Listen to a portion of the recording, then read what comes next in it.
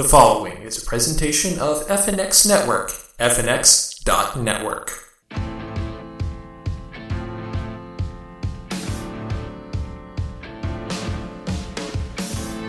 It's Casual Mode with Jeremy and David. Episode 4 for March 6th, 2015. Live long and prosper. Hello everyone and welcome to Casual Mode, the podcast for geeks of all trades and masters of none. I am your host, the Shadowbird, Jeremy, as always with my co-host, my little brother, my tag team partner, David. How are you today? What's up, everyone, and welcome to everybody around the world, including the UK. Yes, for some weird reason, on our last episode, we got an influx of listeners from the UK, particularly London, England. I would like to let you know, no, we are not going to cheesily pander to you in any way, mostly because I speak personally when I say this. My attempt at an English accent sucks. And I don't know if either of us really watch the Premier League, like, religiously. Although I will let you know that I do use bloody as the proper harsh swear in my personal life, mostly because I live in an area where no one knows what it actually means. Oh, geez, one of my friends will actually love you. We realized the last couple of episodes were ridiculously long, and some of you may have missed out on the various social media outlets that we have available for you and the various places that we are posting it, so we would like to take the time right up front to let you know about that right now. Yeah, you can follow us on Twitter, Jeremy. That is Twitter. Mine is Shadowbird712. I am Zero Sage Harporia. You can also like us on Facebook at www.facebook.com/casualmodepodcast. Follow us on Tumblr at casualmodepodcast.tumblr.com. Check us out on the FNX Network at fnx.network and subscribe to us on YouTube. The name is Casual Mode. And of course, feel free to leave comments on all of those wonderful places. Let us know what we're doing right, what you think you're doing wrong. Please be nice, though, because if you're a dick, you're probably going to get blocked. Oh, no, I don't block trolls. I don't block trolls at all. We'd also like to start out the show with a melancholy note. This past week, unfortunately, a geek icon left this particular plane of existence. Leonard Nimoy died last week. Of course, he is most famous for being Spock from Star Trek, but he's also been a voice actor as well. He was, if I remember correctly, he was Galvatron in the Transformers movie. He's done various video game roles. He was the narrator for one of the Civilization games. He also played Master Xehanort in the Kingdom Hearts series. So he's not just, the hard sci-fi Star Trek guy. He's been a real big part of geek life. And so we here at Casual Mode salute you with the traditional Vulcan salute. Rest in peace. You lived long and you have prospered. Live long and prosper. All right. But now let's talk about what we're going to be talking about today. Of course, we've got our usual video game segment, including a little bit of a revisit on Dragonball Xenoverse. In sports, we've got college basketball news and some interesting news from the NFL. A little more Pokemon talk for you, and as always, dumb news and silly tweets. Let's get started right into video games.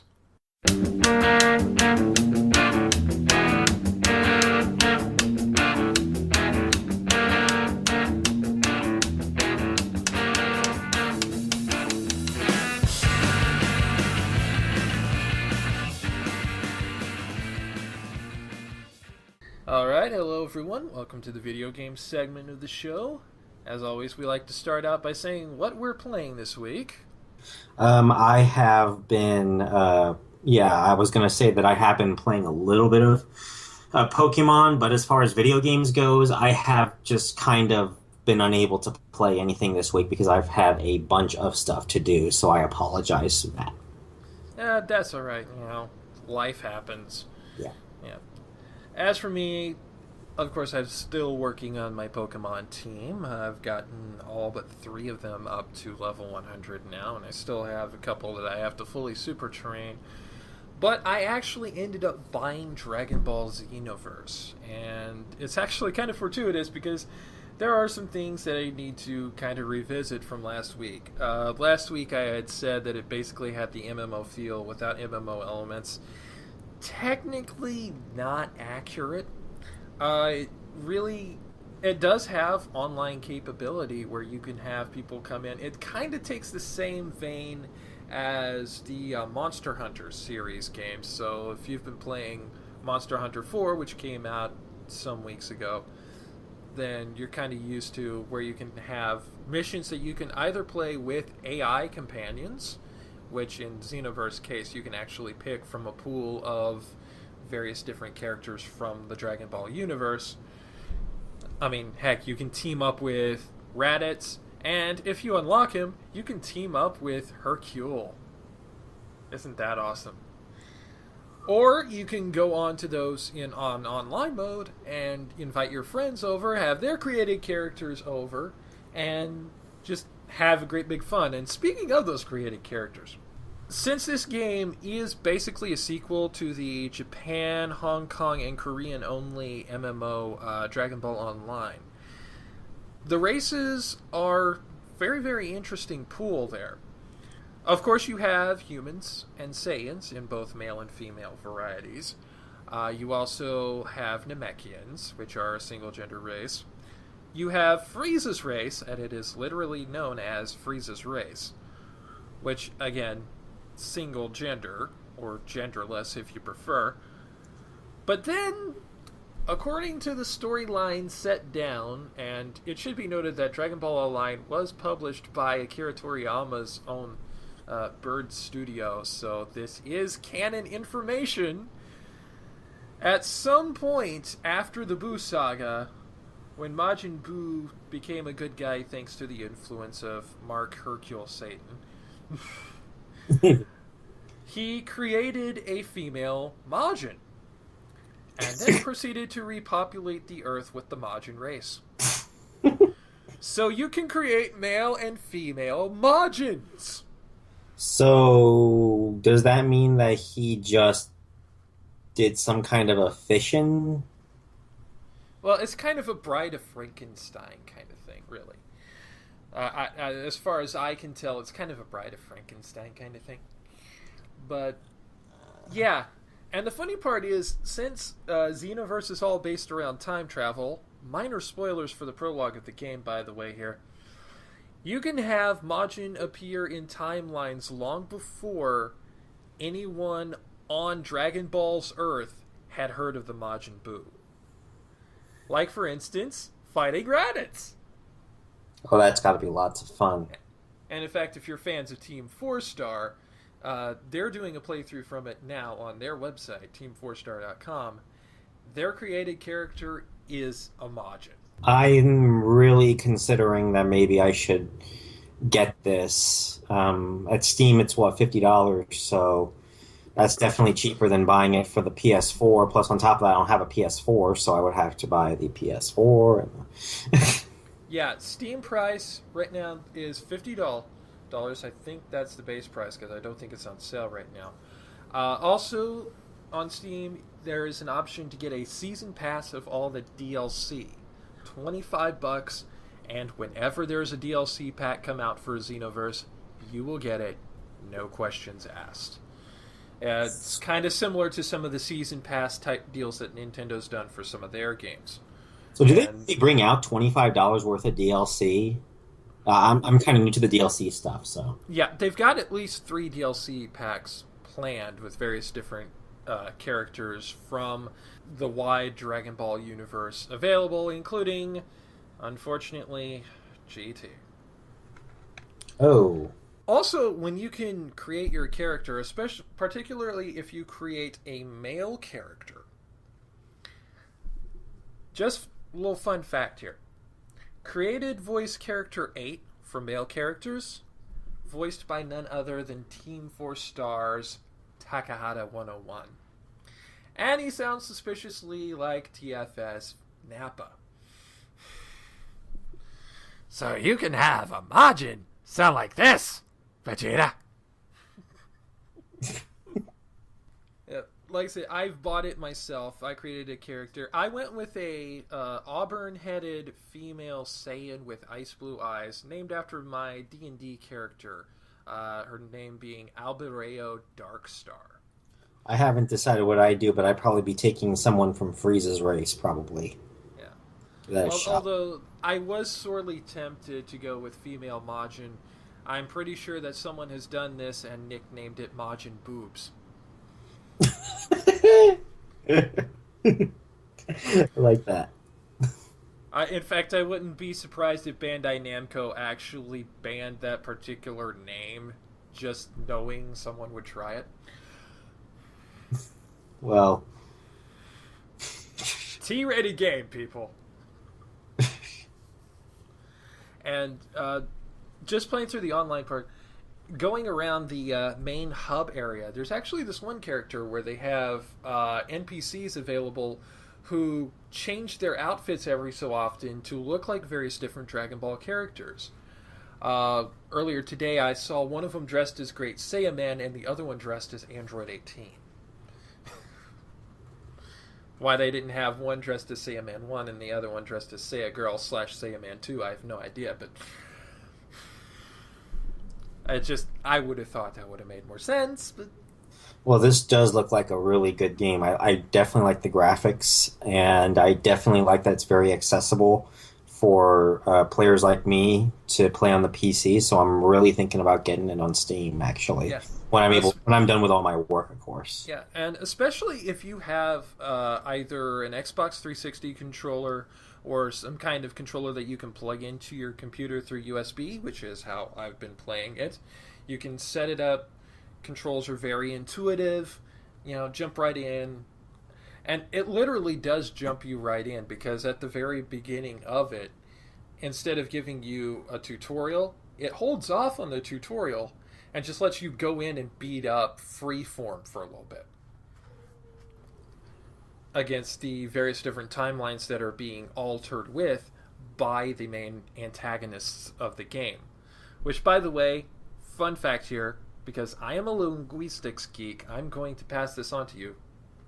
Linguistics geek, sorry about that. The names of the main antagonist, carried over again from Dragon Ball Online, are Mira, derived from the Japanese word mirai, for future, and Toa, which is derived from the Japanese word for eternity. See what they did there? Are they tough? Yeah, and their whole gimmick is that they're going through breaking time for the whole purpose of gathering energy for Mira. But they're not working alone, but I'm not going to spoil anything else about it. It's a game I want y'all to play. Definitely worth the $50, I think so. Or however much it is for whatever system you're getting it for. Like I said, not only is it available on Steam, it's available on next-gen consoles. Sadly, not the Wii U, even though it would be perfect for the gamepad. I believe it is 65 for the PS4 and the Xbox One. So... And if you just want to kind of get an idea of what the game is like before you play it, there are already people doing playthroughs of it. Mega G Wolf has got one with his Saiyan character Tyrion. Tom Fox is someone who's been doing video game streams. He's been doing playthroughs of Xenoverse with a human character who is the scion of the fast foodian empire, Tom MacDonald. And yes, looks like Ronald McDonald. Oh, they have a human option for Dragon Ball Xenoverse? Yeah, human. I said that earlier. Human's one of the main races, male or female human. They're humans are kind of the jack of all stats. Saiyans are not very durable but tough, and they also, as Saiyans are wont to do, whenever they're revived, their stats go up. Okay. So, yeah, each of the various different races has their own stat bonuses. And there's even actually some stat differences between the male and the females of the genders. So, if you want to play as a female and get different stat boost as opposed to being the male, you are perfectly allowed to, regardless of your own personal gender. Like I said, my character is a female Saiyan, mostly because most of the time when there's created characters, with the possible exception of the Pokemon games, I like playing females because it picks me out of my comfort zone as a cisgender male. Wouldn't the Saiyan stat bonus kind of be a little bit broken for them? Because it's like no matter how many times you go, you're eventually going to become strong enough that you could probably just one-hit KO the final boss or something. Well, here's the thing, though. That only comes into play when you're working either with AI companions or with other people. Oh, okay. So yeah, if you're in a situation where you've got a team going up against various AI opponents or another team of people, and you're playing a Saiyan and you're knocked out, your teammates can come over and revive you, and then when you revive, you've got like a little stat boost. Okay, So it's not a recurring thing. It really only takes place in instances where you could actually be revived. In most regular single plays, that's not likely to be the case because you lose the main story missions automatically if you die. Okay, so my question would be regarding this is that could you revive a Saiyan over and over and over again and just keep boosting it up until it one-hit KOs an entire team? I don't think so. I do not think that would be possible. I do not know for absolute certain, but I would think just for the sake of game balance that has a cap. I would hope so, because otherwise the Saiyan race would be freaking broken. And also, I would also think that most of those battles wouldn't really last long enough for that to become a factor. True. You're also kind of limited by, since there are RPG elements, you're also limited by what your stats are with your level, what equipment has. The equipment has various different pluses and minuses depending on what it's equipped. You've got some equipment that'll boost your physical attacks. You've got some equipment that'll boost your key attacks. So there's various different ways to balance that out. And plus, if the DLC comes out for the GT, you can finally have that little fight that I've been always wanting to find out. The battle between Baby Vegeta and Beerus. Who is stronger? Yeah. Well, I know one of the characters that they've confirmed that will be DLC will be Super Saiyan 4 Gogeta. Oh, that's just... I'm just not very big on the fusions in Dragon Ball Z. I'm just not. Well, I like the idea of the fusion. For instance, I like the ideas of the fusions where you can basically take two characters that are already powerful and in a pinch create a character that is even more powerful to overcome odds. But yeah, it really got played out in GT because that ended up pretty much being the be-all end-all. Yeah, and when Super Saiyan 4 Gogeta came out for a little bit, it was bar none the strongest thing in the series, and I don't know, it just almost kind of just cheapened the entire franchise to have a Super Saiyan 4 Gogeta, at least to me. And I think Super Saiyan 4, the reason it being kept around is actually kind of weird, because it almost feels like Super Saiyan God was created to replace it. I believe that. I think that the Super Saiyan God, though, the aura is better there. In Super Saiyan 4, there is no aura. They just basically look like mini transformations of themselves. And aside from that, the Super Saiyan 4 transformation, aside from the aura being changed from gold to pink, it really does more evoke the same kind of feeling and visual impact that the prior transformations had. because it's basically kind of like the ultimate combination, at least in Goku's case, of Super Saiyan and the Kaioken. Right. Well, you mean Super Saiyan God, right? That's what I was saying. Super Saiyan God kind of feels like the ultimate synthesis of the Kaioken and Super Saiyan. Because just looking at it, especially from the pink coloration of it, that's kind of what it gives off to me. Like the bright golden, almost white light of the Super Saiyan, the red fiery light of the Kaioken merged together into a even more powerful aura of awesome. Yeah, and the thing is that the aura is there. There is no aura in Super Saiyan 4. Actually, to be honest with you, good example, Vegeta never had a Super Saiyan 3. How in the hell could he transform to 4? That makes Lux waves! I'm sorry, still does not make any sense to me. Lux waves! It just almost feels, and if I remember correctly, the way that you transform, and Goku showed this in his first encounter with Majin Buu. He showed that to get to Super Saiyan 3, you have to first transform into a Super Saiyan, then to a Super Saiyan 2, then to a Super Saiyan 3.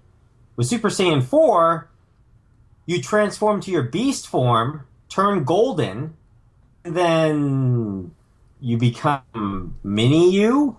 Well,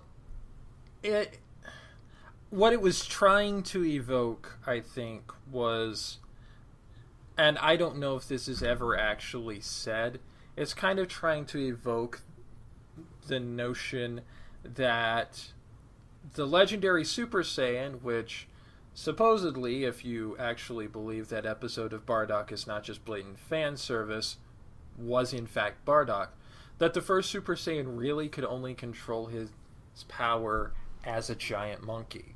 Which is kind of contradicted by the fact that Golden Ozaru Goku, if I remember correctly, was, pardon the pun, going ape shit. Yeah, pretty much. Though Vegeta was a lot more calm.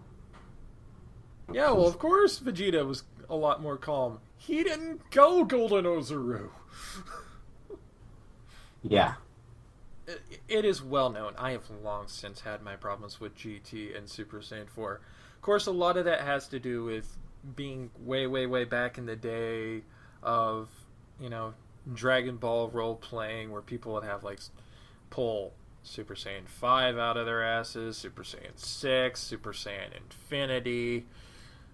And admittedly, I did this too, because I created a special transformation for Namex called Phoenix Namek, which basically equated to them almost burning alive with their own power.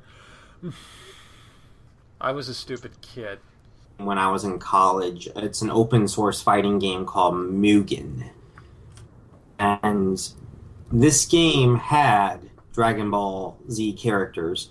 And on top of the extremely broken Eternal Sailor Moon, there was the even more broken Super Saiyan 8. 8? Yeah, 8 Brawly. Oh, Lord. It can kill any character in one hit with the exception of Eternal Sailor Moon. It should be noted that Mugen was more than likely deliberately created to be the worst fighting game ever. I tweaked the stats so that it actually had, really fun fights that I could have posted on YouTube if I still had it available. And actually, one of my favorite fights was this battle between Frieza and Peter Griffin. But I digress. The less said about Peter Griffin as a fighting game character, the better. Yeah. But I think he lost to Frieza in that tournament that I did on YouTube, actually. Barely lost to Frieza, but still, yeah. Anyway, I think we've rambled on way long enough about Dragon Ball Xenoverse. Bottom line, this looks to be a really fun game. Probably the best Dragon Ball game that has come out in quite some time, if not ever, I would say. Well, I'm going to have to get it this time. All right. Among that was a new game that came out last week. There were some new games that came out this week. Not a very wide crop, really. If you're into the Resident Evil series, you probably already know about Resident Evil Revelations, an episodic game in the series. You probably already have Episode 1. Episode 2 is coming out this weekend, alongside on the 3DS and Wii U eShop in a cross-buy for Nintendo, Donkey Kong vs. Mario Tipping Stars. Or is it Mario vs. Donkey Kong? I forget which. It's Mario vs. Donkey Kong is what it is. I got it reversed. For those of you who are fans of horror games, you no doubt have heard about the Five Nights at Freddy's games, both 1 and 2. And now, number 3 has come out. I'm going to have to check out some of the walkthroughs for that. Yeah, so, if you've played the first 2 games all the way through and did all the challenges and all that, yep, they made the third one within the space of about, a few months? Couple months? Actually, this one took a little bit longer than the first to second one did, if I'm not mistaken. Yeah. Well, of course, there's going to be some evolution to the gameplay. There's probably going to be a little bit of evolution to the graphics to it. As long as they don't, they've been doing a good job about not changing the formula too much. And, of course, the game series is just so creepy and so full of mystery to it that it has been a heavy fodder for people who like to create theories about video games, like game theory. I believe we talked about before the show there's also a DLC pack for Wolfenstein The New Order that is out now? No, it's technically a full game, but it is... I just got this morning, actually, on my Google News at work. And it is the prequel, Wolfenstein The New Order, called Wolfenstein The Old Blood. It takes place in the alternate history of Wolfenstein The New Order. For those of you not in the know, The New Order, an alternate history where the Nazis won the war in 1948, and it takes place in the 1960s. Prequel that takes place in 1946, the mission that B.J. Blazkowicz, the main character of Wolfenstein, does, I think in some prison, before he is knocked out unconscious and put into a coma for 14 years. I'm not much of a first-person shooter person myself. I used to play a fair amount of them, but after first-person shooters really started becoming overplayed franchises, Call of Duty, I kind of got tired of first-person shooters, but this one is one of the granddaddies from one of the granddaddies of the genre. And unlike one of the other granddaddies of the genre, Nukem Nukem, it is not yet old and played out. So pretty much. I think that Wolfenstein, I have a copy of Return to Castle Wolfenstein, and I thought that game was a nice little revival to the Wolfenstein games themselves, to show you just how popular Wolfenstein 3D and to a equal extent Doom is. They have mods on the internet, thousands of mods of these games that you can play, and they try to make more advancements on the game engine that they are given. In Wolfenstein 3D, they even made modifications where they have fiery pits, multiple floors. It's not really multiple floors; it's just one map, and they have a teleporter that teleports them into different areas, but you get the idea. Also, while this is not a new game release, we do want to let a brief little public service announcement for those of you who are part of the Club Nintendo that is unfortunately folding, particularly those of you who had bought both the 3DS and Wii U versions of Smash Bros. 4. If you registered them both with Club Nintendo, you should be getting your Smash Brothers soundtrack here pretty darn shortly. In fact, on the day of this recording, I actually got mine. I've not gotten yet to listen to it in its entirety, but it's got 36 tracks from the 3DS game, 36 tracks from the Wii U game, far from all of the tracks that are available in both games, but still a very good representative sample of all the wonderful music from across the history of gaming. one of these days we've got to do like this big long thing about music, video game music, music history, because that is a subject I could just get going on for probably at least an hour itself. Oh boy, yeah, I better get something ready for that then. What can I say? I'm a very musically inclined person. But, you know, Me too. I'm a musically inclined person too, and actually so much so that you know this already on my blog. When I used to have my blog, one of the main things that I did was to review music. usually the absolute worst of the modern pop music, really. No, no. That was for the Crappies Awards, which are brought out every year. Which, by the way, I actually got the first nominee for the 2015 ones. So I will have to show you that during the break. Alright. But as for video games, that's all we've got on this segment. We are going to pick up some sports with college basketball and a little NFL talk when we return. Yeah, and while we do that, I'm going to show you this.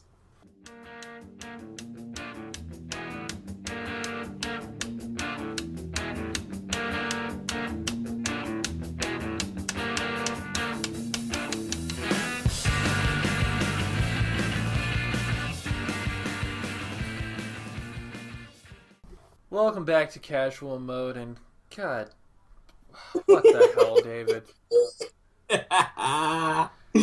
We are going to share the song that he shared with me during the little edit in the show notes. All I can say about it is not sure if racist.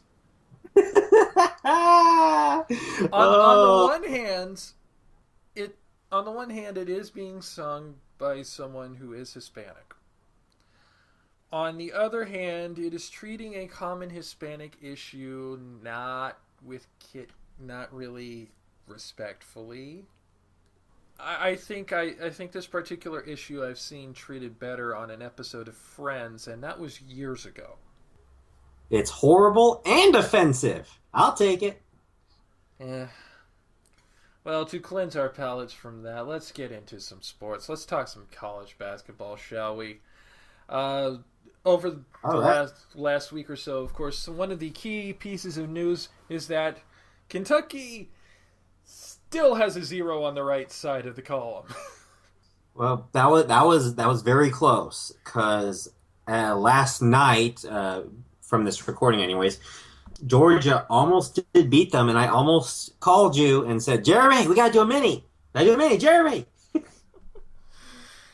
Yeah, and I was sitting here just not doing much of anything, just in case. Just had my Hulu up on my Wii U right next to me, watching episodes of MythBusters, waiting just in case. And I was at Applebee's waiting as well, just watching, seeing if I have to take a huge dash back.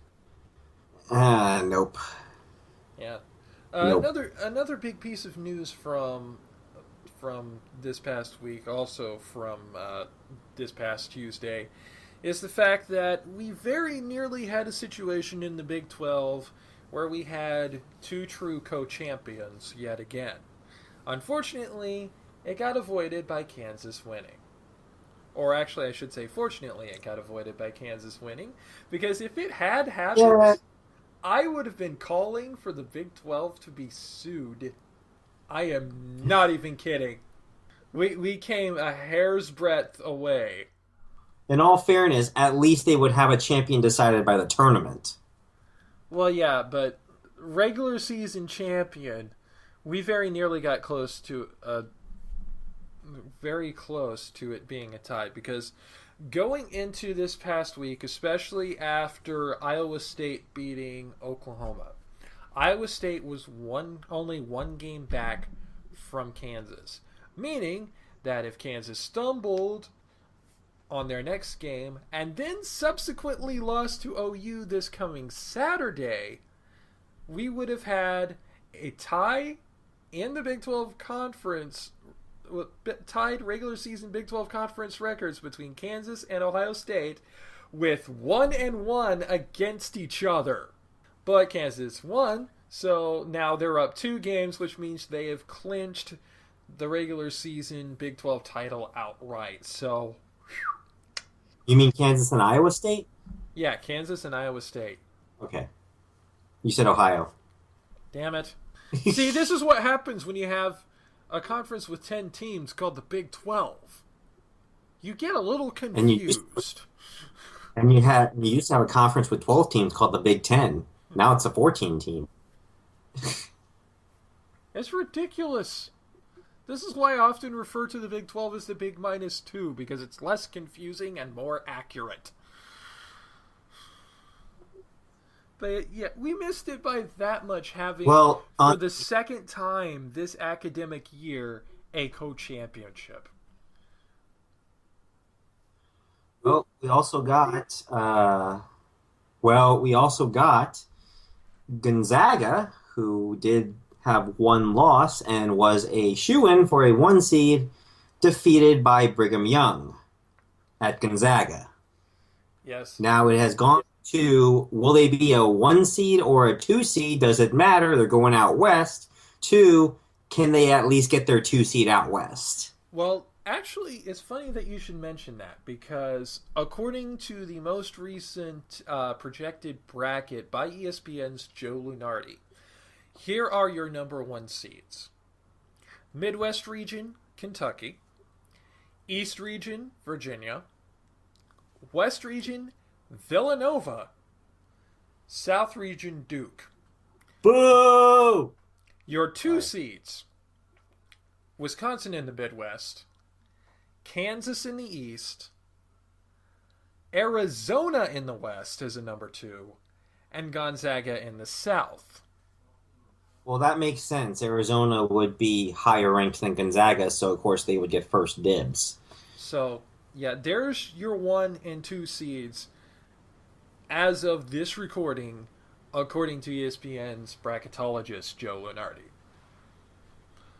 Well, I like the bubble teams. Colorado State being in the last 4 in from my conference, and Boise State going from being one of the first 4 out to very safely in.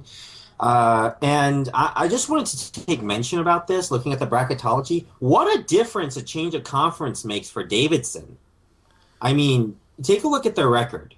Okay, just take a look at it. They got 8 losses, right? Yes. 8? Okay, they got 8 losses.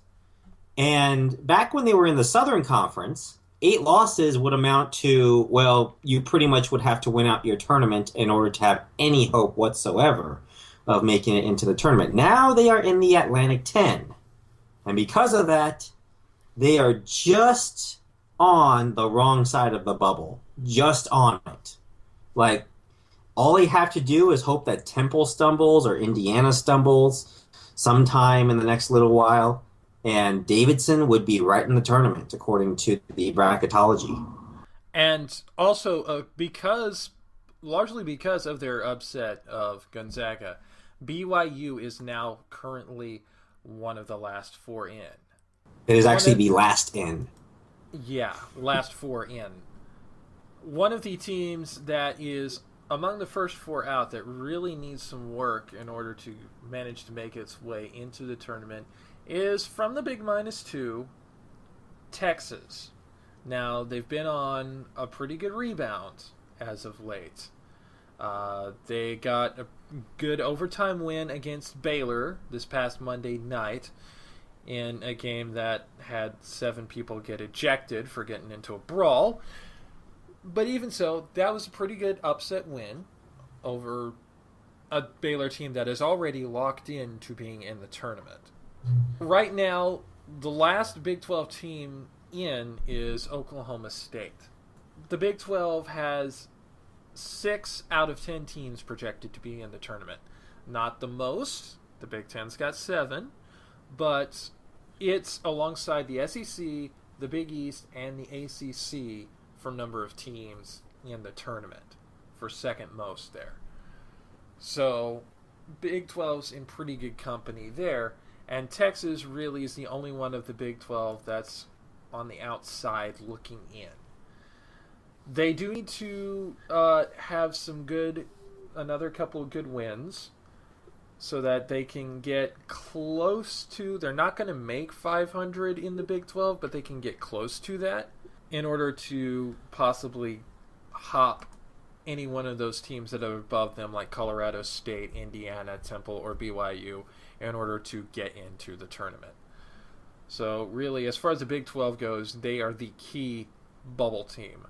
Other noted teams that are on the bubble right now, that are on the first four out, that really need some help to get in: UCLA from the Pac-12, Miami, Florida, of course, known more for football than for their basketball, and Stanford in the next four out. Some of the tournaments I'm actually watching. I watched a little bit of the Atlantic Sun tournament last night, quarterfinal match, because a team that I kind of like from there is Florida Gulf Coast University. Many of you would know them as Dunk City, the miracle team that made it to the Sweet 16 a couple years ago. Yeah, they'll be playing on March 5th, and hopefully they'll make it to the championship match, and hopefully we'll get to see Dunk City again in the tournament. I just want to quickly go through right now what the first four teams currently, the number 16 seeds that they've got listed right now.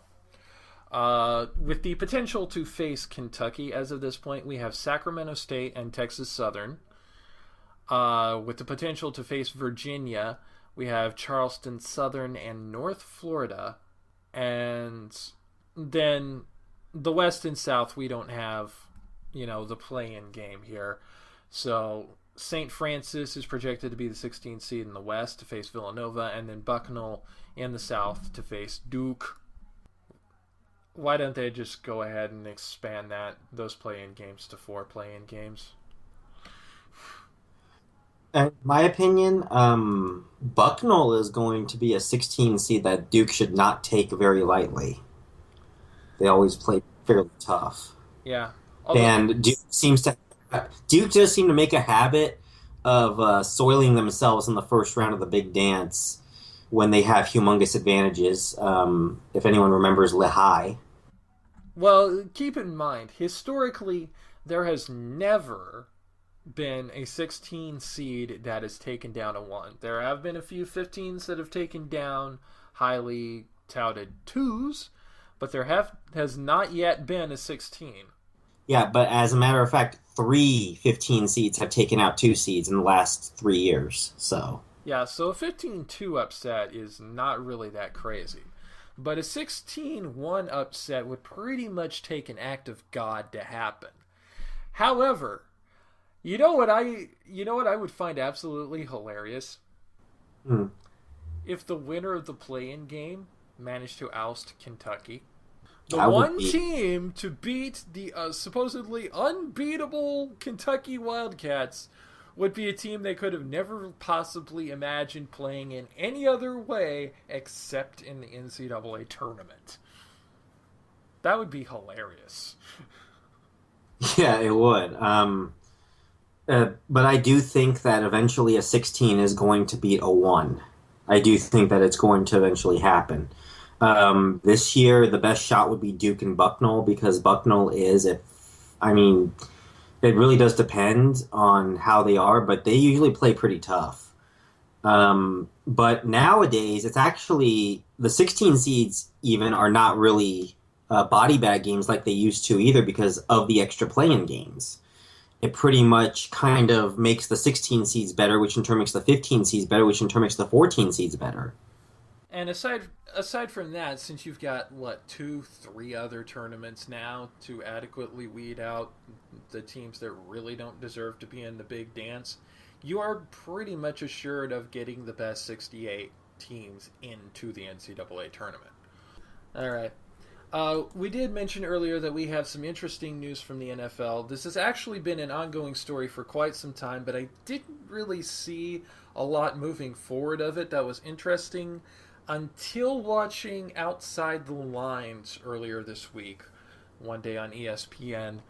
And that's that apparently there are no less than 4 initiatives to get a stadium built in Los Angeles for a football team, two of which are actually tied to football teams.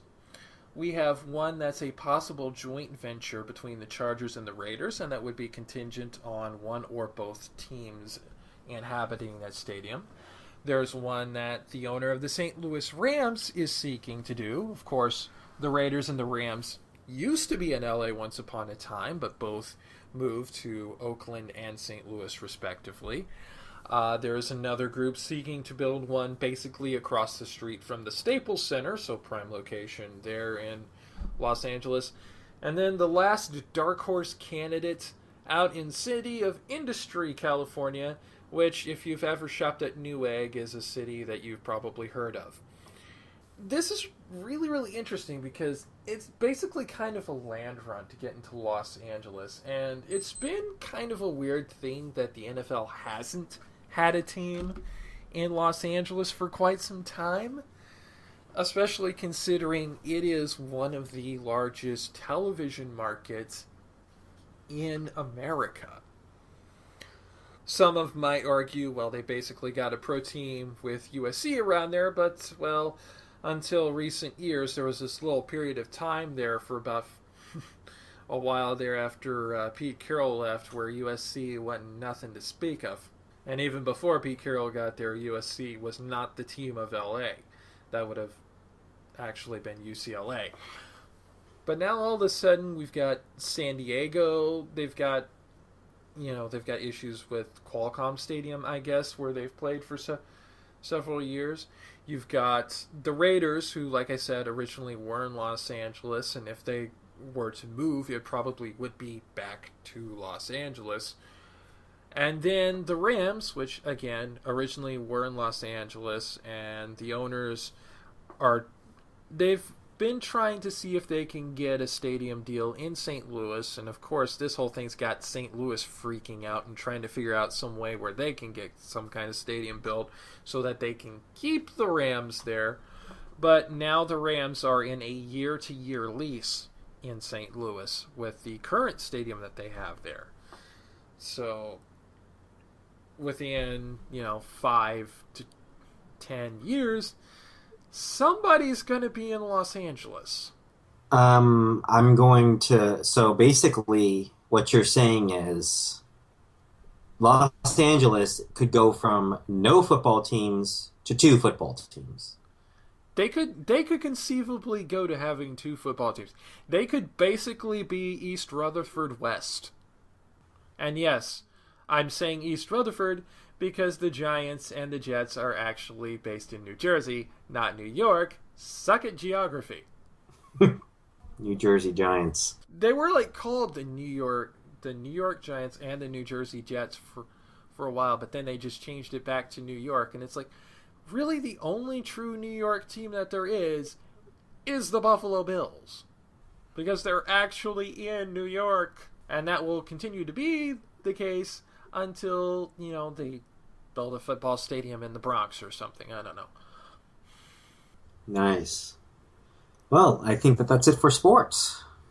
Yeah, that's about it for sports. We've got a lot of Pokemon talk, though, coming up in the oldest established permanent floating segment on the show.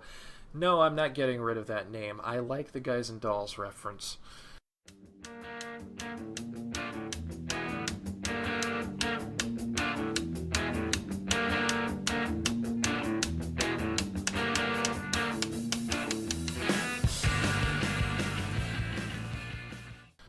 Well, everyone, we are now in the Pokemon Talk segment, and I have a little surprise for everyone.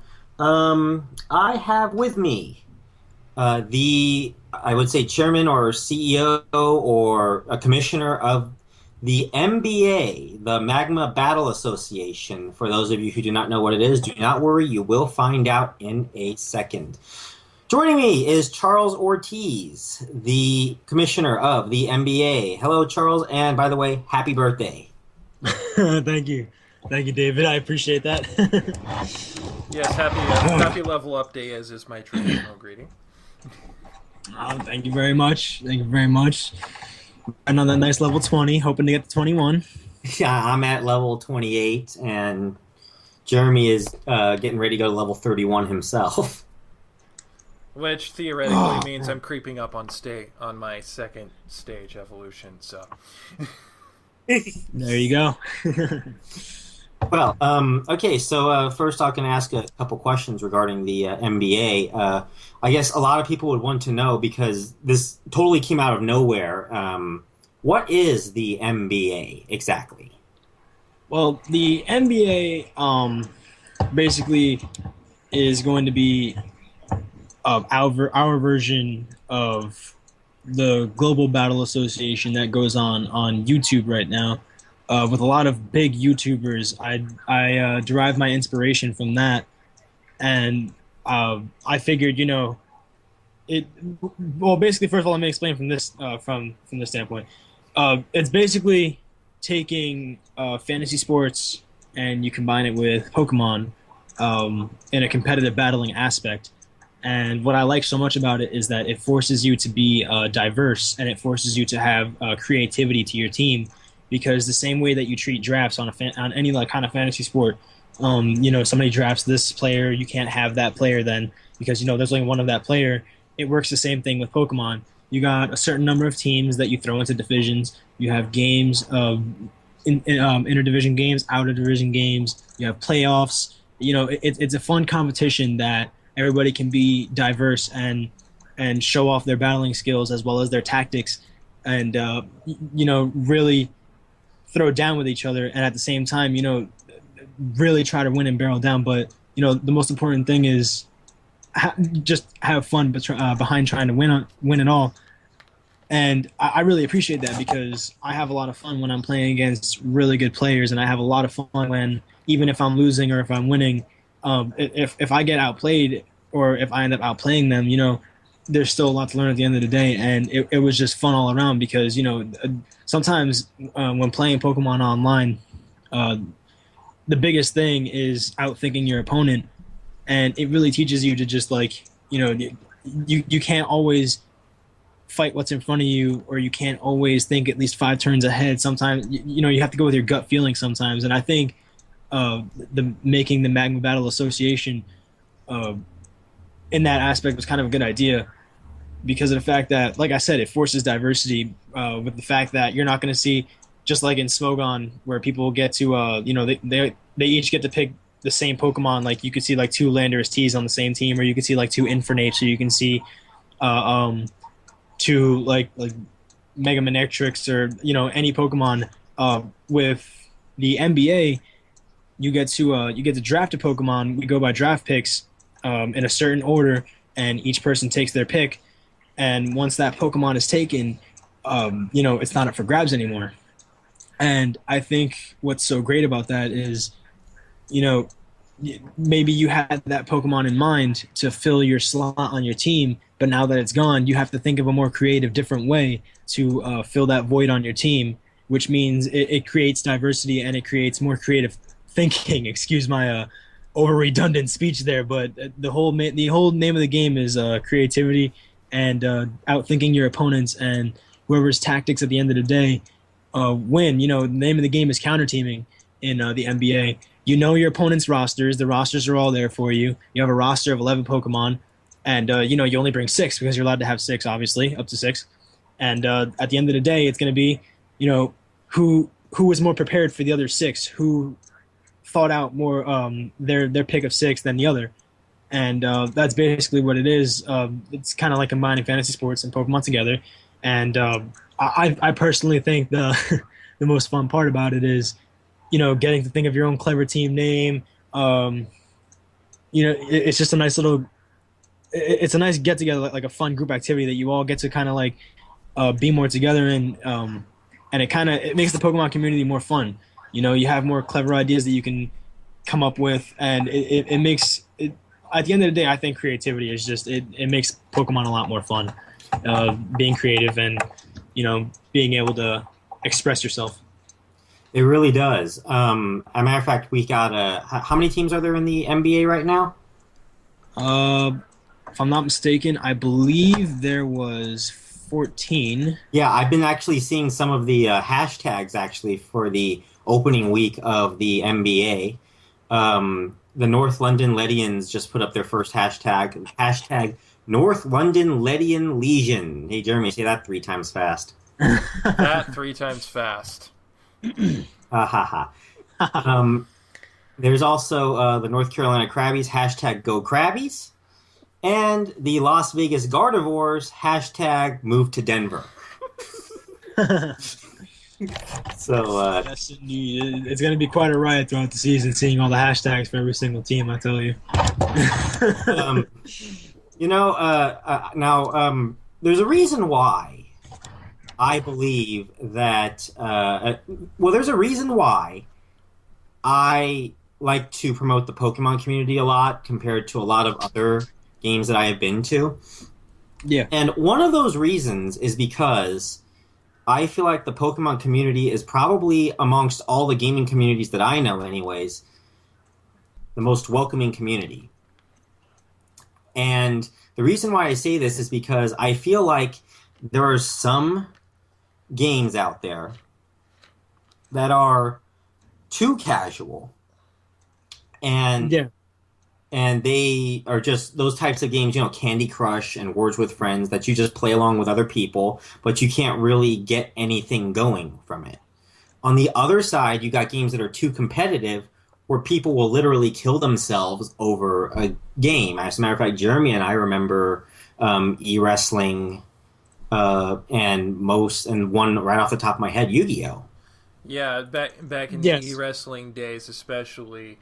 If you think that the politics of real wrestling has been messed up over the years, if you feel negatively about all the crazy stuff that's gone down with the likes of WWE, WCW, TNA, and the like, be glad you never experienced e-wrestling, because that basically combines the worst of the politics of real wrestling with the greater internet dickwad theory.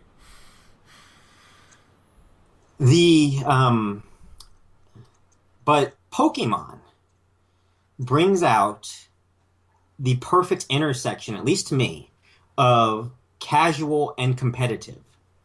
It's this perfect intersection where I think the community as a whole, unlike that of, I'm going to take an example, the Yu-Gi-Oh! Community, where you have to play a certain type of deck or from a few certain archetypes of decks in order to consider yourself a good player and to gain and most of all to gain respect from the Yu-Gi-Oh! Community. In the Pokemon community, there's so many different ways to play. You got the VGC, absolutely. You got the VGC style. That's doubles battling. You got Smogon. And for anyone that bashes Smogon, let me remind you that yes, Smogon OU is the standard of play, but I invite you to try Smogon FU. You will have a blast. Yeah, that's one of the that's honestly one of my favorite things about Smogon, and I'm actually really glad I got into Smogon because I think one of the best things about it is the tiering system, and if you don't really appreciate Smogon OU, and maybe you don't like seeing very standard stuff, then you have lower tiers where you can play. And honestly, to me, the lower you get, the more wackier stuff you see, and it makes it a blast. I actually personally loved playing UU. I was about mid 1500s on the ladder in UU on Pokemon Showdown. I loved NU as well, and RU. I mean, all the lower tiers. I mean, the one thing I never wanted was that I always wondered about was that people always got this thought in their head that Smogon were like these evil people that made you use like standard Pokemon, and like if you didn't use them, like you suck, and like they make you feel bad about it. But that's not quite it. Sure, the Pokemon community has certain people that they're like that. They can be jerks, and at the same time, every community has those people. But I think the Pokemon community now more than ever has more people that aren't like that, and if anything, they have less people that are like that now, like the jerks that kind of criticize everybody, but like overly criticize in a harsh way. instead of giving like constructive criticism and trying to encourage each other, which I like that there's a lot more of now. And yeah, I mean, I think it's really cool because the thing about Pokemon compared to Yu-Gi-Oh is you're right. In Yu-Gi-Oh, you're not really able to use you're not really able to express yourself freely and use the cards that you like and mix together decks and stuff like that because there's a lot of standard stuff that's around that people always use, and it's the same thing after the same thing, and you have to have a specific type of deck to counteract a certain type of deck. I mean, you're not always going to know, obviously, for sure. Like, if you're just going to play against people, like, out somewhere, you're going to find out what deck they have, obviously, right on the spot. But I'm just saying, sometimes the game's just determined right there. Like, if they have a certain deck, that's it. It's over for you. Or, like, it's kind of hard to get into it because you can just get stomped in 2 turns versus, like, Pokemon, if you're playing singles 6v6 in Smogon, or if you're playing like doubles in VGC, you're able to express yourself and you're able to bring the Pokemon that you like, and you're able to use like really creative ideas and sets to an extent. Like, and I say to an extent because I believe that if you combine creativity with a little bit of standard play, you can really make it work. Or maybe you could be one of those people that you combine. You just put all creativity out there and you throw it out there and see what it gets you. And sometimes, hey, it gets you a win.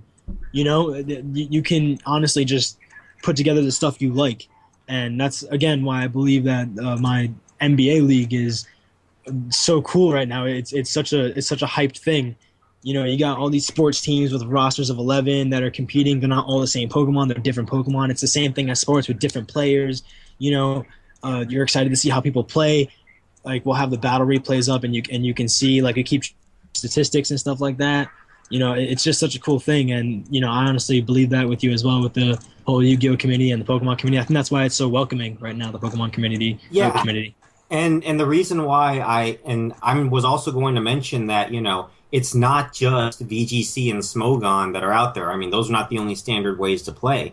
Absolutely. There's an anti-Smogon metagame going on, too, with no items, no legendaries, and depending on whatever floats your boat, no Toxic Burn or Peristall.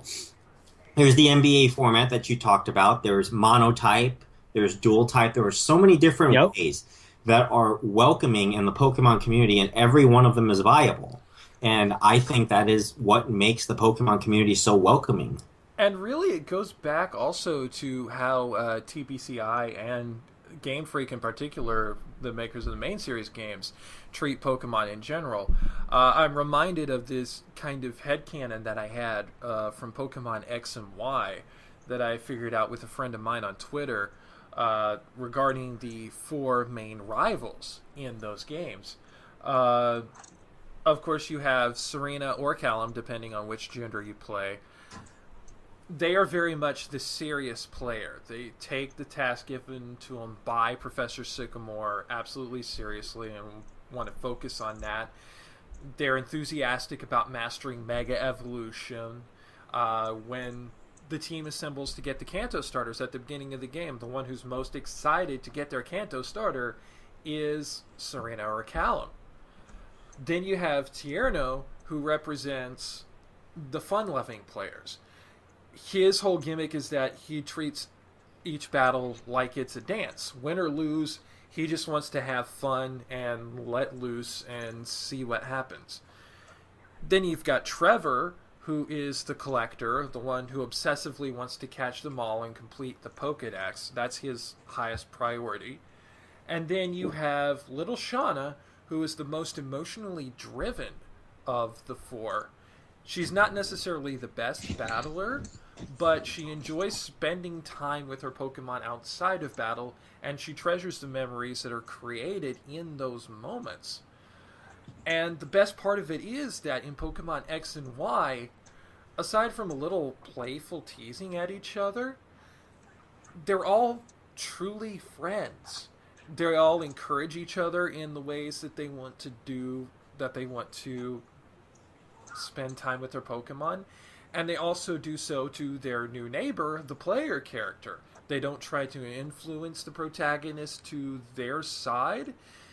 It's very much Game Freak saying there is no wrong way to play our games, and we want you to find the way that you play the best. Me personally, I'm kind of a mix of Serena/Callum and Shauna.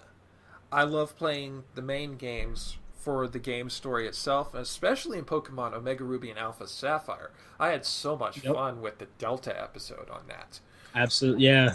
Yep, I agree. But also, I tend to pick Pokemon that I just really, really like. Every generation, I have this tradition of breeding up a bunch of Eevees. And in fact, it's well known by now, over like about the last 3 episodes, that I'm building up a team of all Eeveelutions to battle with that I have affectionately named after the Sailor Scouts and Tuxedo Mask. Just because I am one of the biggest Eevee fanboys you will ever know. And yeah. No, you can go ahead. I was gonna say something else. Yeah, and so far, I've never had anybody tell me, no, you can't do that. Those Pokemon aren't going to work. Everyone I've ever talked to about it is like, you do that shit, boy. Yeah, I mean, and that's a really great point that you make there, because some people might have missed it, and some people didn't even have to notice it. It just kind of it embeds in your mind, like it's one of those things that you see, and naturally right there and then you kind of like, not in an offensive way I mean this, but like it's kind of like a monkey see monkey do thing. Like, you see that, and then it's like, wow, maybe I should treat my friends like that who play, or maybe I should treat other fellow members of the community like that.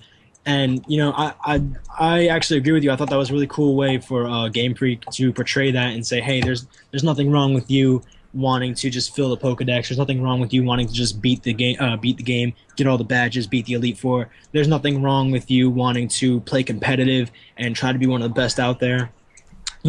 However you want to play it, you play it. There's not even anything wrong with you wanting to just breed Pokemon just because you like their designs and you think that maybe they're cool looking, or you just like keeping them and playing with them in Ami. I think it's honestly a really cool thing. And now that you mentioned the 4 rivals and their different personalities that they represent, I was actually starting to think about the rivals from back in the day. I'll say, when it came to the old games like Pokemon Red and Blue and Silver, Heart Gold and Soul Silver, Black and White, and all of the past generations. It started out with this rival who was always a step ahead of you, and he always treated you like you were below him, and he acted like this brat to you. And I was thinking, maybe do you think that kind of thing, like maybe certain people who are people from that generation that played that game, maybe they've contracted that attitude already now that they play competitively on, and maybe those are the few that have the bitter attitude towards certain beginners or newcomers, or people that maybe are inexperienced. And with X and Y now, and Omega Ruby and Alpha Sapphire, those are starting to wash away, and we're all kind of starting to try to have this togetherness, this together kind of feeling like, hey, we all play any way we want. The way I like to preach is, play by whatever rules you want. If there's 2 people that want to battle each other, hey, as long as you agree on certain rules beforehand, I mean, do whatever you want. You're not held down to playing by certain ways. You honestly made one of the best points ever there. Play however you have fun playing. And you're absolutely right with Game Freak making that statement by having those 4 different personalities in the game, because it shows you no matter what you do, each of you has your different road that ultimately leads you to your own success. And it probably also helps that the XY theme song ending, Kiseki, was pretty much just a call of togetherness for the Pokemon community as a whole. And absolutely. And it's also an extension, basically, just of how the Pokemon games were created in themselves, where they ended up being the dual copies that you can get together with your friends and trade across. From the very first generation, we've had that, cooperative, friendly, competitive thing embedded into the games. And it's just now it's gotten to a point where not only has it become more widely known, but it's actually become somewhat of a plot element. Yep. Also, now don't get me wrong, right? I don't want to lure the audience into a false sense of security here. There are a decent share of assholes in the Pokemon community. Every group Absolutely. has them. Every group has them. Yep. Yeah, every group has their assholes. There's no doubt. But what I'm trying to say is that a community like what I experienced with the Yu-Gi-Oh community, which at least in my opinion is made up of pretty much a majority of assholes.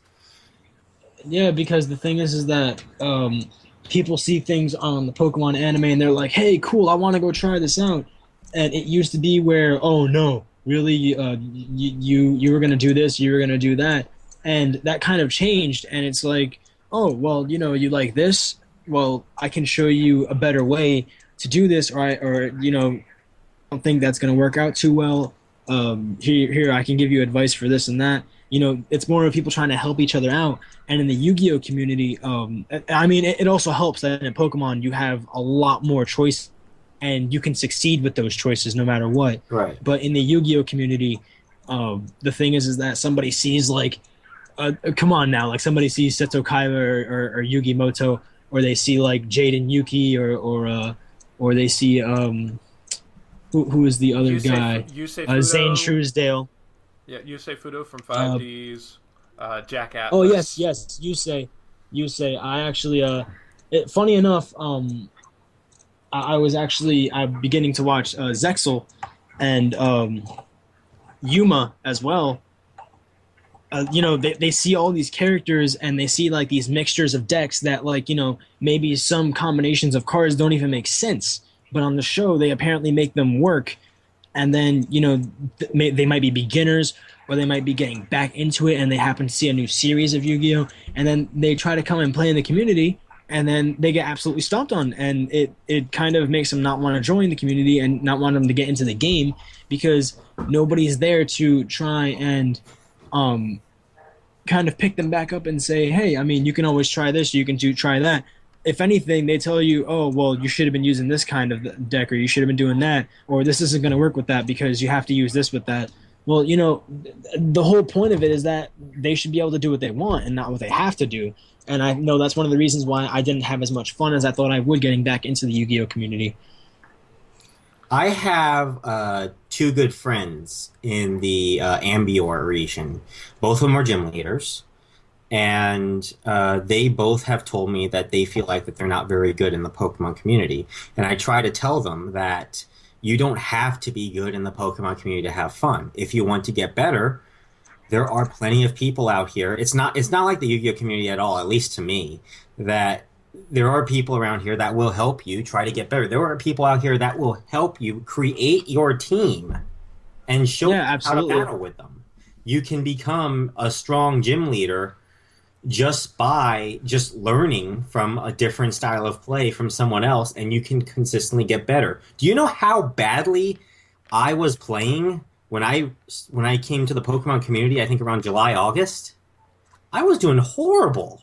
I sucked. Now I've been slowly just learning and looking at plays and stuff, and a lot of people tell me I've become a top-tier battler just by watching other people play and learning about how to IV and EV train properly. A power saver definitely helps.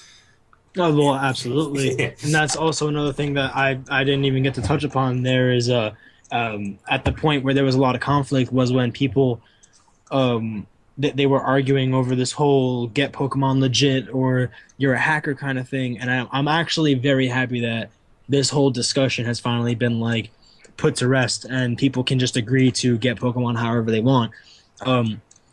Certain people have certain ways of getting Pokemon. Some people would like to generate their Pokemon, using the PK Hex method that's going on right now. Some people use, and the QR code. But then again, you really don't want to update right now. If you are a person who does that, and you still haven't heard the message yet, you're not sure about updating, don't update because you will not be able to do it anymore. And some people just enjoy the old-fashioned breeding way. And some people, again, these are all just inexperienced people or experienced people, but they don't care. They play the game how they want to. And I think, it's not really a fair thing to say to somebody, oh, you're a hacker because you're generating Pokemon, or you're wasting your time. Why don't you just do this? I like rather now how tell each other in a lot more constructive manners, like, you'll have a lot more of an easy time doing this, or, if anything, I can probably help you do that. Because, the reasons why people generate Pokemon sometimes is because they don't have time to breed and make sure they get the proper IVs, and to make sure and also on top of that, horde training takes a very long time. Before I was able to start genning Pokemon back in Pokemon X and Y, it took me and I would speed through everything. And even speeding through, it took me about 3 days to breed a whole new team. And again, it's because horde training takes forever because you don't have the chance of the same Pokemon to pop up that you're trying to train off of. So it's honestly a really cool thing to see everybody getting along about that concept anymore, instead of like them arguing over it. It's just, again, the Pokemon community comes together, I think, so much easier than the Yu-Gi-Oh community because like the Pokemon community, you have so many options. Everybody gives each other constructive criticism, and they all play the way they want to play, versus the Yu-Gi-Oh community that I think is very uptight right now about the way you play. And it's very hard, I think, for newcomers or people getting back into the series to just get back. I don't know. Another observation that I wanted to also take note of during my admittedly shorter time in the Pokemon community, and this is actually bringing out the political side of me, because as I've been telling the audience since episode 1, I used to run a political blog, and I used to be a huge political online debater, is the treatment of women in the Pokemon community compared to the Yu-Gi-Oh community. And let me try to explain that to the audience in a way. I'm just going to try to simplify this for the audience here, that gaming nerds and girls create something of a cataclysmic catastrophe when it comes to video games, especially if a girl plays games. Now, I'm not talking about anything of the Anita Sarkeesian bullshit that is being thrown around on the internet at all. No, I'm not talking about that. I'm talking about the kind of treatment that girls have in particular games. In Pokemon, the ratio of guys to girls seems to be almost even, to the point where it's kind of, the girls are just there, They have their obvious normal problems with the random creepy guy coming around once in a while, yes. But, for the most part, they are treated as just members of the community. Whereas, during my time in the Yu-Gi-Oh community, a girl comes on, and everyone goes, ooh, girl! Ooh! Ooh!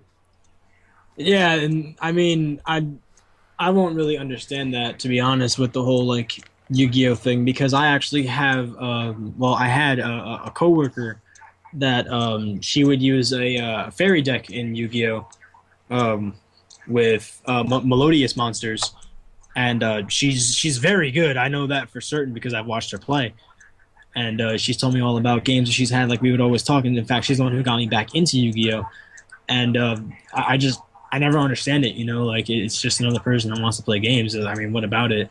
A girl can do what a guy can do in video games. What's the big deal? In fact, I think it's cool. I've never quite understood it, but Jeremy and I actually have had experiences in one particular forum that I refuse to name. That is a Yu-Gi-Oh community that girls get you could say, very special attention, up to the point where some guys will come on originally as females in order to get that extra attention. Yeah, that's you do get a certain amount of catfishing going on with that too, but that is far too long to get into right now. Yeah. Yeah, I mean, we could go on for days about that with the whole like girls playing Pokemon thing or like girls playing video games thing.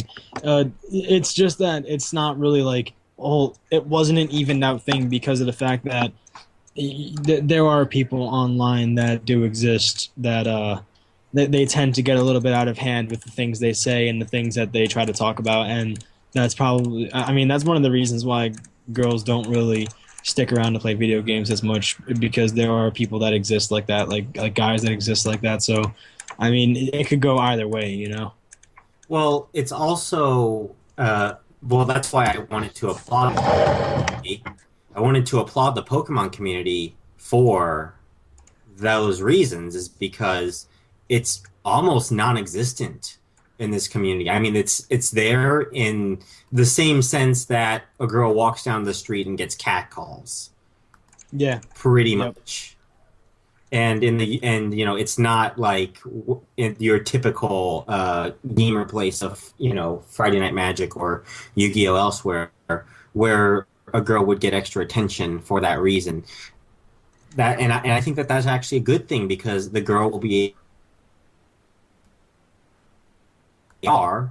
rather than just being there as eye candy for the guys. Yeah, absolutely. I would think, you know, it would be just the way you said it. Just, you know, it's a lot more.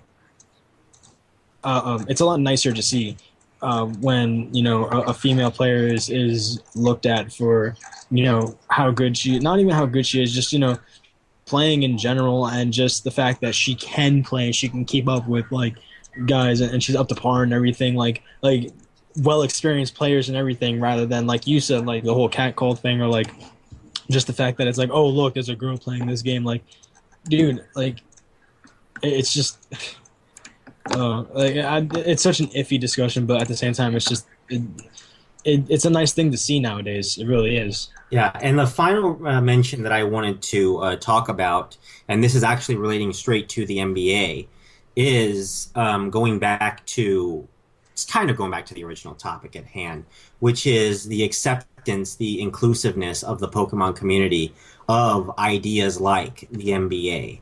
I, for one, absolutely welcome the NBA, and I want this to be perfectly. I want it to be a part of Major League Pokemon.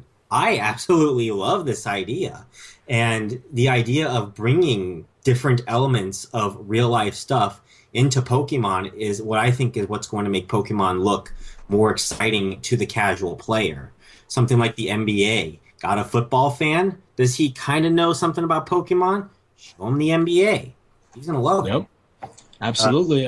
Who the heck doesn't love sports, you know? Well, combined with Pokemon. And on the going back to the Yu-Gi-Oh community, on the other hand, the issue regarding, I've had a couple projects where I did Yu-Gi-Oh combined with pro wrestling, Yu-Gi-Oh combined with sports. And there were people that are actively trying to sabotage me and actively trying to shut it down because it's not real playing. And I think basically the summary of it all, it comes down to this. It feels like Pokemon is inclusive, while games like Yu-Gi-Oh, and I know I'm using Yu-Gi-Oh as a humongous example here, but it is the one that I think of the most in comparison to Pokemon, is pretty much exclusive to pros. And one guy, actually, a friend of mine, had told me this in a way that I could explain it to both of you and to the audience here on the show. He sees it like this. Pokemon in general has grown and matured over time as their original fans now have kids, and their kids want to get into this Pokemon game. So because of that, it kind of counterintuitively matures the game to a family-friendly, inclusive game. Whereas with Yu-Gi-Oh, you still have the same people coming in from 10 years ago when Yu-Gi-Oh was already supposed to be on its way out, doing the same shit, with the same angst, with the same problems all over the place. And to me, that actually strikes very much as to why I think Pokemon is going to be one of those games that will be continuing to play for decades to come is because of this inclusiveness. It's because of this community. It's because this community wants it. They love it. They cherish, the types of Pokemon that will be going on from now to Generation 7, 8, 9, 10, 11. Whereas with Yu-Gi-Oh, there's only so much you can do with a Pendulum Monster.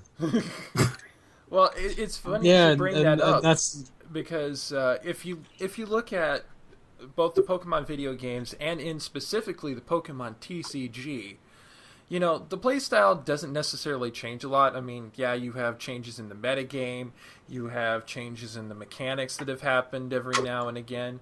But if you look at someone playing with original Pokemon TCG cards, and you look at someone playing with modern TCG cards, with the exception of a few mechanics and added types, there's not a heck of a lot of a difference. But if you have someone I think who they has did add the Alpha Magnet stuff. Yeah, they did add the Aqua Magnet. Yeah, but if you have someone who's got, just an original Yu-Gi-Oh deck, like the original Kaiba deck, and you put them up with someone who's got a Pendulum Monster deck, the guy with the Pendulum Monster deck is going to wipe the floor with them because the game has changed so much and gotten so complex that it's almost unrecognizable from what it originally was. Yeah, and I mean, I could be a hypocrite in arguing that matter. I could be the Yu-Gi-Oh version of somebody saying like, oh yeah, Gen 1 was the best gen for Pokemon, but at the same time, Pokemon didn't change that much apart from the fact that they added apart from the fact that they added more battle styles like triple battles and rotation battles and double battles, and the fact that they added more Pokemon. They didn't really do anything else. It's just that more people are getting into the online community and the online battle community. That's pretty much it. They just added more Pokemon. They added more battle styles, and that's it. They added different kinds of Pokemon now in Mega Evolutions, which honestly, since Mega Evolutions became an idea, and they came out, I thought that was honestly the coolest thing and the most creative thing ever. A Pokemon that's already supposed to be in its final form, surpassing evolution and gaining these immense powers, changing types and making some Pokemon that were nobodies into somebodies. Like look at Mega Beedrill, and honestly look at Pokemon like Ampharos and Altaria.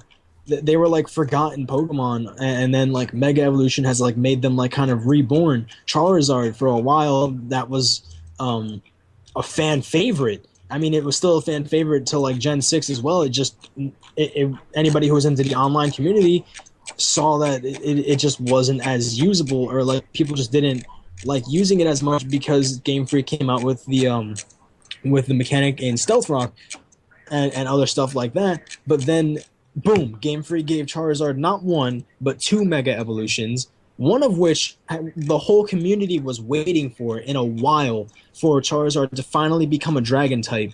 And they're both very menacing. Game Freak has, with Mega Evolution, taken forgotten Pokemon and brought them back and made them greater than what they were before and made them noticed. And that's like the only thing that's changed about Pokemon. Whereas Yu-Gi-Oh, you have different types of summons. They've tweaked the rules a little bit, what you can and what you can't do, and they've and with doing this, it makes it hard to get back into it. With Pokemon, if you're getting back into it or you're new, there's over 700 Pokemon for you to use. There's over 700 Pokemon for you to like, and there's a couple of different battle styles for you to get into. You can become a great triple battler. You can become a great double battler. You can become a great singles battler. Like, there's different options for you. I actually entered a rotation battle tournament, and I had a blast. And I'm not even experienced in rotation battle meta. I read up 2 seconds of it, and I just kind of did what I could, and I had a blast doing it. And once again, it's like you said, we're not trying to just bash on Yu-Gi-Oh! And use it as a heavy example. It's the first thing that comes to mind, because I'm sure there's other games like this as well. It's just that, these are two most common things that we came to mind with, the two communities. And, you could argue that I'm being like a hypocrite with the Pokemon to Yu-Gi-Oh thing, but at the same, I'm not really, because Pokemon, the most they've done is add more Pokemon and more battle styles. That's it. Yu-Gi-Oh, they've changed it up. I can think of two major changes in the Pokemon game that really dramatically altered the game from how it was in Red and Blue. The first being the physical special split on moves. Absolutely, yep, absolutely. That changed a lot. Yeah, and the second being the two times that they added in types. The first one, of course, being Dark and Steel in Generation 2, and then when they did the reshuffling for adding in Fairy in Generation 6. And then the nerfing of Steel as well in Generation 6. Yep. Well, that also goes along with the shuffling that came from the typing add of Fairy. Yeah, whereas with the Yu-Gi-Oh card game, that if the audience does not know much about the Yu-Gi-Oh card game, what we're talking about the types of summons is, it started out with just normal, fusion, and ritual summoning. Then when 5Ds came out, there was the synchro summoning, which was fine, and it was cool, and it was pretty easy to get back in. I could understand a synchro summon pretty quickly. Just take a number of monsters equal to a level of a synchro monster and whip it out. Then you have XZ Summon, which was a little tougher, but still understandable, and that was two monsters of the same level. Yeah, two monsters of the same level. You overlay them with each other to summon a monster that has a rank of the same number. And then you keep those monsters around where you can use them for special effects. A little tougher, and then... Audience, hang on with me. Pendulum Summoning just came out, I think, like 6 months ago or something like that, or a year ago. Mm-hmm. And Pendulum Summoning, I call it, you need to have a PhD to understand what Pendulum Summoning is. Oh, yeah, man. You have a monster. Yeah, the joke from Yu-Gi-Oh! The Abridged series, Episode 1. Did you just summon a bunch of monsters in one turn? Yeah, so? Well, that's cheating. Screw the rules. I have pendulum monsters. Hey, go ahead, Charles. Yeah, no, I agree with that joke. I can't say anything else. When I was first trying to get back into Yu-Gi-Oh, I absolutely had no freaking idea how to fight back against pendulum monsters, how to use pendulum monsters, and I'm playing against this one guy, and the next thing I know, he has like 3 Exceed monsters on the field because he used like 3 of the same pendulum monsters, which got him like 5 monsters on the field at once. It's very confusing in my opinion. You can summon... I mean, anything... Go ahead. You can summon Exceed monsters with pendulum summoning? Pendulum summoning is a special summon, which then you can use those special summon monsters to do another special summon, aka Xyz summon, and bring Xyz monsters on the field. Plus, the pendulum monsters act like magic cards. What the fuck? Yep, pendulum monsters, they're so confusing. You can use them as a magic card to gain your pendulum summons. I'm pretty sure, if I'm not mistaken, because I had no freaking clue where they go at first to do pendulum summons, they can act as regular monsters. They have 2 special zones now on the fields. Yeah, it's you take, I know the way that pendulum summoning works is like this. They have a red number and a blue number. And I'm just going to call them a red number and a blue number because whatever the hell they call it, no one in the audience is going to understand if they don't play Yu-Gi-Oh! You take the red number of the left monster and the blue number of the right monster, and you can summon any monsters I think in your hand, but I'm not entirely sure about that. From the red number to the blue number, not including those 2 numbers. So say you have on one side you have a level 3 red number pendulum monster.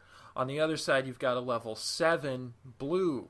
You've got a 7 blue monster.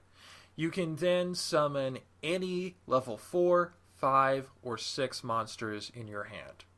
And if you think this is confusing, yeah, it is. Which, like you said, you can use to summon multiple, like, say, level 4 monsters. Xyz summon out Utopia. Yeah, Utopia. Another thing with the Exceed monsters is that some of them have absolutely just insanely powerful effects that you can abuse just by removing the cards that you overlaid to summon them, because they act like equip cards almost in a way, and you can use their effects. It's just after a while it becomes so much to understand, and and then you're kind of changing the game too much. And then you have Chaos Xyz. Yes. An example. Well, I'm not quite sure. I'm just saying, just to generalize. But with that duel that I had, where the guy had like 3 Exceed monsters, 3 of them were Galaxy Eyes Photon Dragons. Not Exceed yet, but he summoned 3 of them, and then he Exceed summoned even more powerful Galaxy Eyes Photon Dragon cards, and he had about like 2 of them. Next thing I know, I'm staring like 4,500 attack monsters in the face, 2 of them in one turn. And it, for players that are trying to get back into a game, they want to be abused like that, and not understand what's going on, or at least know that they can counteract things like this without having to use really standard stuff, or without having to use stuff that they just don't like. And for those of you who I'm pretty sure. Yeah, and for those of you who haven't go ahead. watched Zexal or played the Yu-Gi-Oh game in recent years, Galaxy Eyes Photon Dragon is basically the Xyz era version of the Blue Eyes White Dragon in both attack, defense, and impose factor. I actually did not know that myself. Yeah, it's basically it's the Xyz way of bringing back Blue Eyes White Dragon. I mean, obviously the name is right there, Galaxy Eyes Photon Dragon. It has 3,000 attack, 2,500 defense, but it's a part of this series of cards called Photon cards. And Photon decks, they're kind of like Cyber Dragon decks. They basically get out of hand very quickly. Actually, I did want to mention that too. Like, if a newbie wants to get back into the Yu-Gi-Oh game, what's the one thing that they do? Well, they're going to find a structure deck to buy. Do you honestly think any of those structure decks are going to match up in a tournament setting? Hell no. It's not. Absolutely not. Yeah. Magic the Gathering actually was very smart about this. They actually made battle-ready decks where they could actually compete well, at least, middle of the packish in many Friday Night Magic tournaments. But in Pokemon, you can get 6 starter Pokemon from giveaways or other places like that, and you can have a battle-ready team ready to go and ready to actually win a tournament. And even in the Pokemon trading card game, I sometimes play the online Pokemon trading card game. I've got one of the structured decks based on Yveltal, the Destruction Bind deck, if I remember correctly, it's called. That sounds awesome. And it's a really great deck.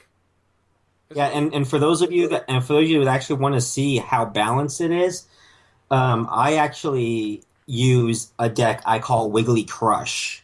It is a Wigglytuff deck that abuses Balloon Barrage.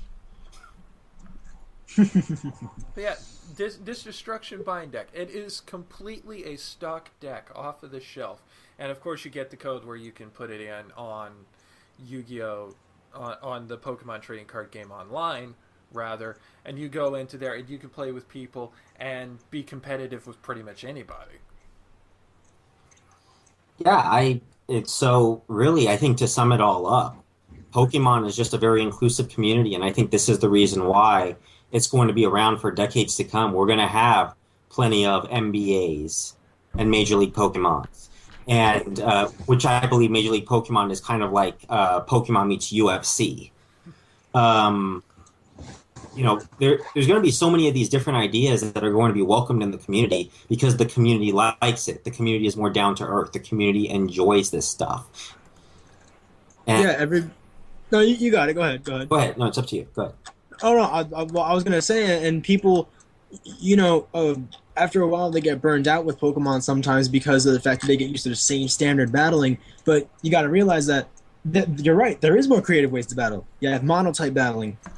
You could come up with like your own unique idea. And I take no credit for the rules behind the NBA. In fact, I took my inspiration from the GBA on YouTube, with a few exceptions.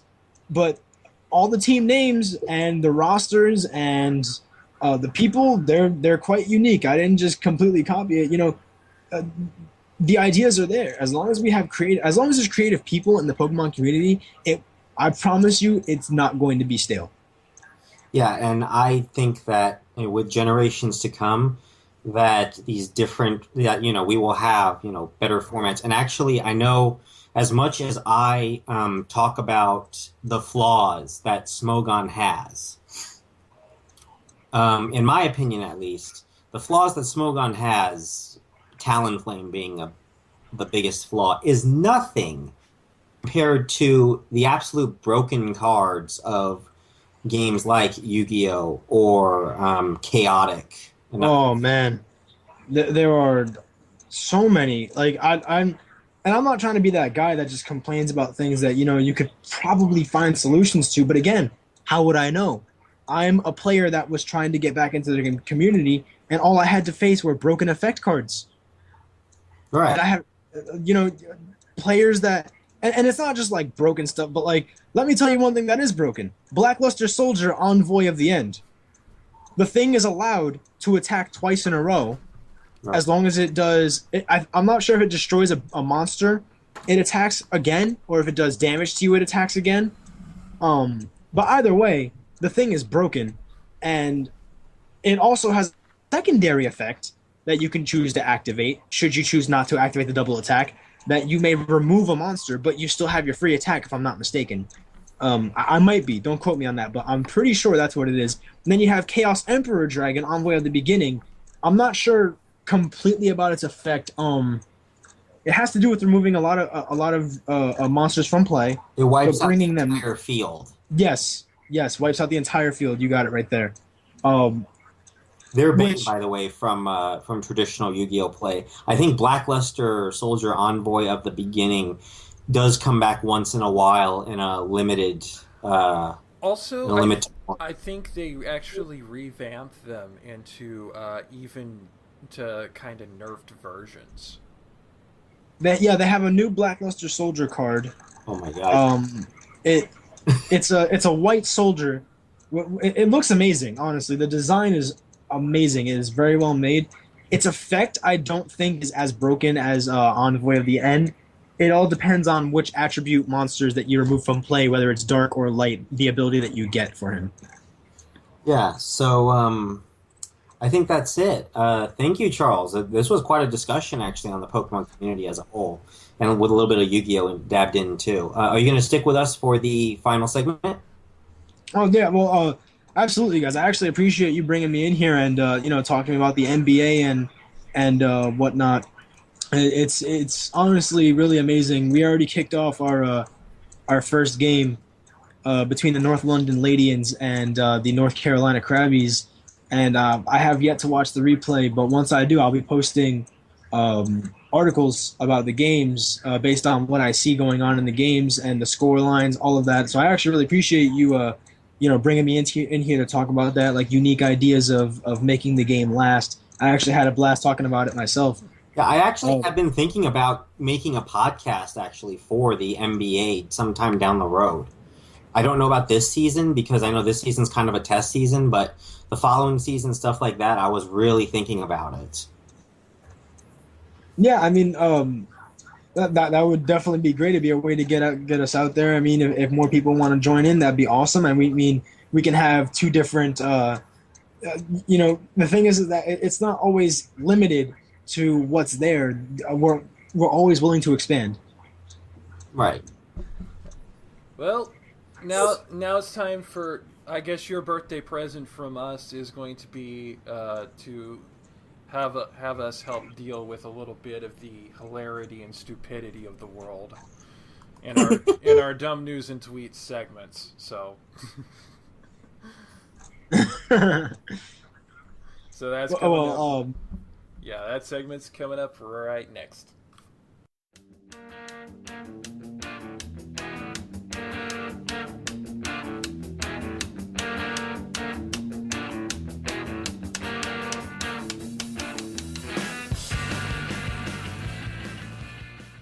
Alright, ladies and gents, let's close this off with some dumb news and some dumb tweets, shall we? First off, this one got into us from the Huffington Post by way of the Associated Press. from Trenton, New Jersey. Man can't sue Applebee's for getting burned while praying over fajitas. And I'll get you the link for that. Charles? A New Jersey appellate court says a man cannot seek damages for burns he suffered while bowing his head in prayer over a sizzling steak fajita skillet at a restaurant. The ruling, made public Wednesday, upheld a lower court ruling that dismissed his lawsuit. The man claimed a waitress didn't warn him the dish was hot, but the lower court found that the food posed an, quote, open and obvious, end quote, danger. It happened in 2010 at an Applebee's in Burlington County. The man said he bowed his head, then heard a loud sizzle followed by a grease pop. He then felt a burning sensation in his left eye and on his face. The man said he panicked and knocked the food in his lap, causing more burns. The burns did not cause scarring. Shame.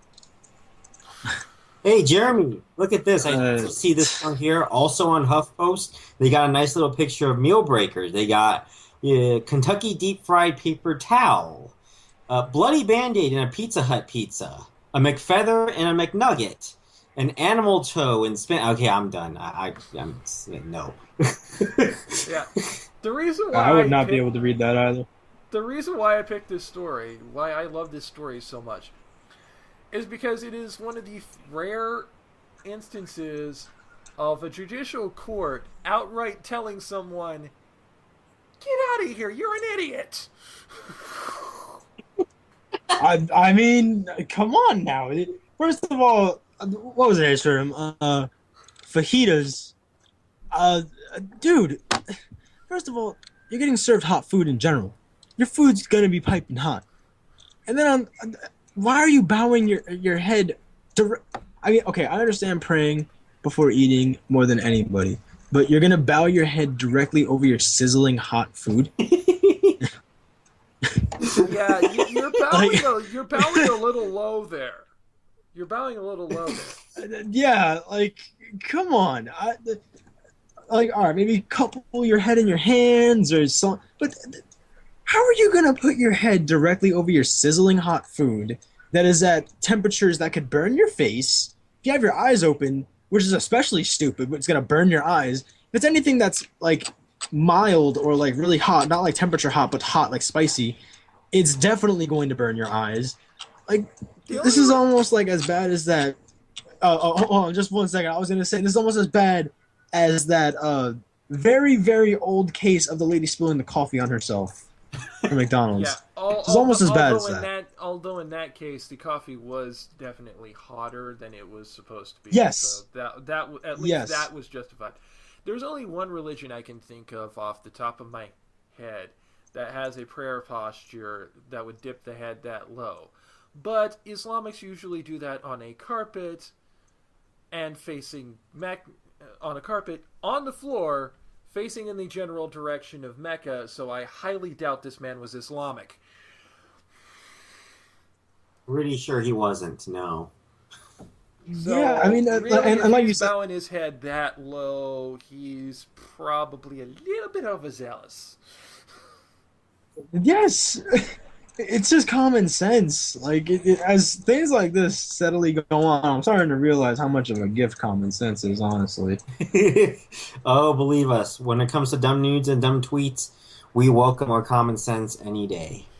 Speaking of, roll the dumb tweets, David. Alrighty. Well, this first one is not really a dumb tweet, more like a dumb chat post, but this works either way.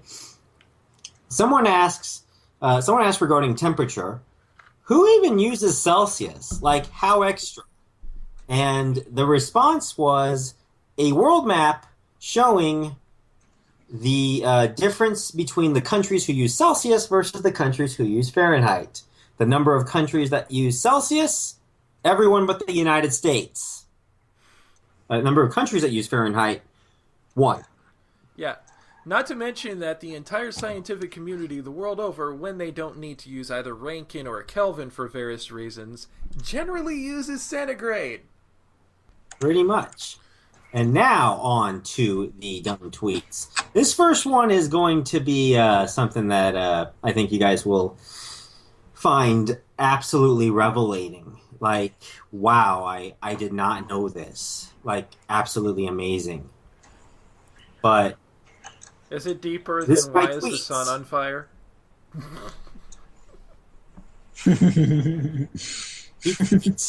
Dude, I just realized I was born on my birthday.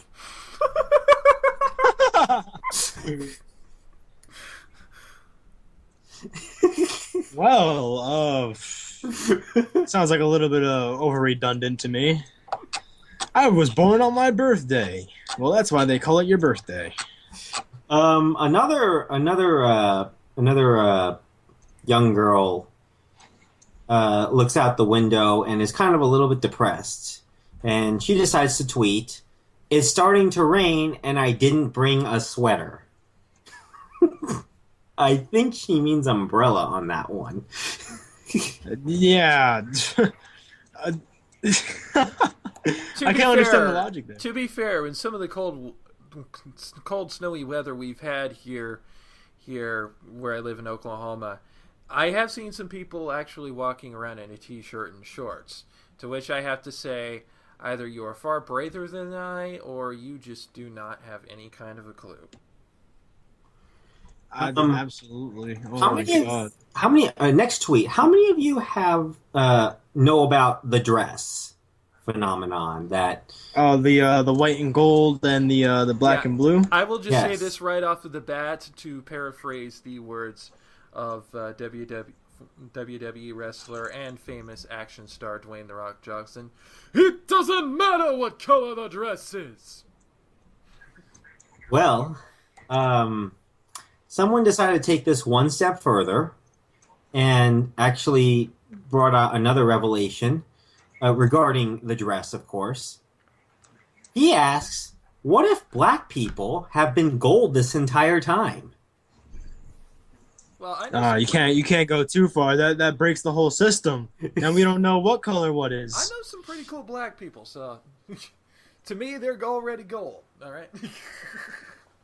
Well, they're gold in many other ways than one. And finally, tonight, one guy, I don't know if he's in a state of denial. I don't know if he doesn't realize what the word means. But he tweets, "Just because I have a boyfriend doesn't mean I'm gay." You keep using that word. If I said... I do not think it means well, I what mean... you think it means.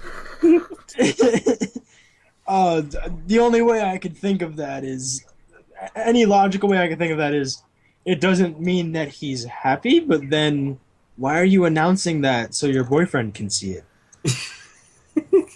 Yeah, it reminds me of the Bo Burnham joke. My whole fam, where he's like singing about his whole family thinks he's gay, even his boyfriend thinks he's gay.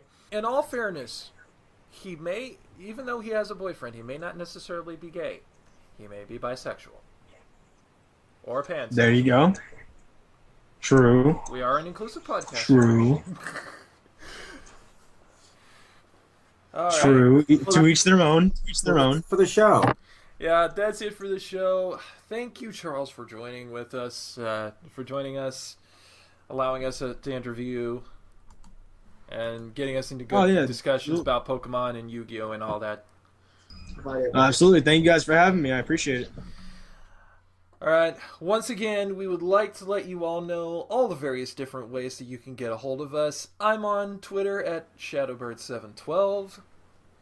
And I am on Twitter as ZeroSageHarpoya. And please like us on Facebook at www.facebook.com/casualmodepodcast. Follow us on Tumblr at casualmodepodcast.tumblr.com. Check us out on the FNX network at fnx.network. And subscribe to us on YouTube.